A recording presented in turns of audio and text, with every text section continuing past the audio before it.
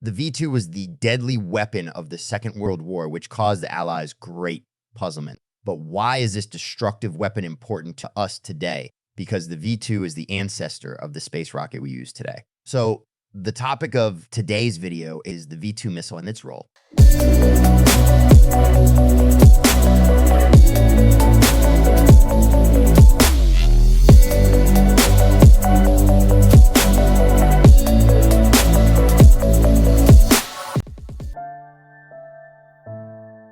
The V-2 was a single-stage liquid propellant ballistic missile developed by the Third Reich during the Second World War.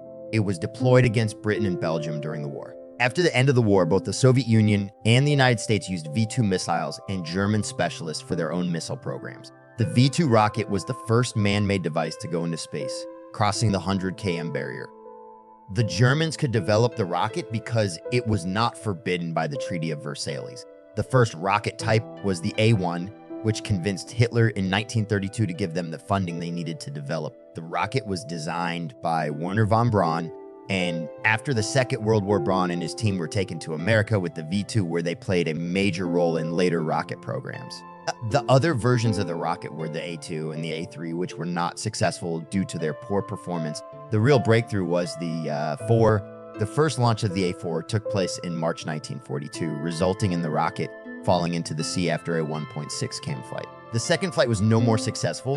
The third launch on 3 October 1942 was the first perfect launch, and the rocket reached a distance of 193 kilometers, reaching an altitude of 80 kilometers at the top of its orbit. The improved version of the A-4 was designated V-2, and Hitler ordered mass production of the rocket after the success of the project. It was propelled by a liquid propellant rocket engine designed by Walter Thiel with a thrust of 27 tons. It was fueled by a mixture of ethanol and water, using liquid oxygen as an oxidizer, the ethanol being produced from potatoes that could be eaten by the army or the people. The fuel tanks held 3,800 kilograms of fuel and 4,900 kilograms of oxidizer. These were fed into the engine by a turbo pump driven by high-pressure steam developed with a hydrogen peroxide steam generator. The steam generator fuel is forced into the steam generator by high-pressure nitrogen gas, where it reacted with each other. An aqueous solution of potassium permanganate was used as a catalyst to decompose the hydrogen peroxide. The heat generated during the decomposition process evolved the decomposition product into steam, which drove the turbo pump. This pump delivered the liquid oxygen and the alcohol water mixture to the engine's combustion chamber at operating pressure. The alcohol water mixture was first fed into the lower distribution circuit of the double-walled nozzle, where the fuel both heated and cooled the nozzle. The fuel was injected through 12 24 nozzles into the combustion chamber, where it was mixed with oxygen and burned at 2,500–2,700 Celsius.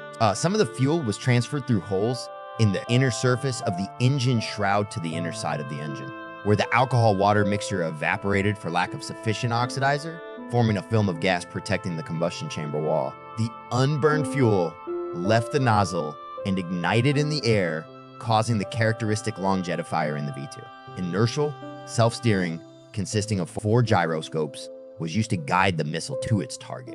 The guidance system, Type Leaf 3, consisted of 2 independent systems. The missile was guided by gas jet steering with a change in the thrust. The deflection of the gas jet was achieved by rotating the gas jet steering wheels located behind the nozzle on the inner side of the stabilizer wings. The flight distance was adjusted by the engine operating time. After takeoff, the engine was allowed to run for up to 210 seconds until the fuel ran out. The engines being shut down at the appropriate moment by an electrolyte-based sum integrator on an analog computer, implemented with radio beam control, but this remained in its infancy. The rudimentary guidance system made the V-2 a rather inaccurate weapon. Its hit error was 17 kmu. It had a 50 chance of hitting a target within 17 km at its maximum range. Immediately after the successful flight of the Nazi high command proclaimed the V-2 Hitler's much vaunted wonder weapon. As the rocket traveled silently from the top of its trajectory at high speed without propulsion, it could neither be detected nor intercepted. It crashed in deadly silence in random locations, mostly near non-military objects, sometimes causing considerable destruction. Although the average number of casualties per missile was 2, Hitler's idea was that the V-2 rockets would be produced in underground factories connected by rail to the launching sites so that V-2 rockets could be launched from anywhere at any time. However, these fixed launch sites were fiercely attacked by the British Air Force, so Hitler decided that a mobile launch site was the better solution. The missile was transported in a special truck and could be launched in 90 minutes and removed from the site in 30 minutes. So there was no fear of airstrikes. This method was used to launch 10 V-2s a day between September 1944 and March 1945. The V-2 missile's first combat mission was on 2 September 1944 when the 444th Battery sent its first missile into England. During the war, the German army made a total of 3,172 documented launches, mainly to Belgium and England, but only 1,100 reached their targets. Many rockets exploded in flight or fell into the sea. The engineers were able to eliminate this problem by the end of the weapons service life. The last two V-2s were launched on 27 March 1945. The explosions caused by the V-2 killed 2,754 people and left a further 6,523 seriously injured. The V-2 rockets were produced in large quantities by prisoners of war using slave labor, mainly in underground factories near Nordhausen in the Konstein Mountains. Working conditions were inhumane. By October 1943, more than 10,500 slaves had died. The daily death toll reached 100. The main targets of the V-2 were Antwerp and London. Although the V-2 became a symbol of the Nazi terror bombing of London, it was primarily used against the port of Antwerp, which was heavily damaged by the German army, but only slowed down the flow of American supplies across England to the continent. It became notorious as a terrorist weapon because of the high number of civilian casualties, which it was guilty of due to its inaccuracy.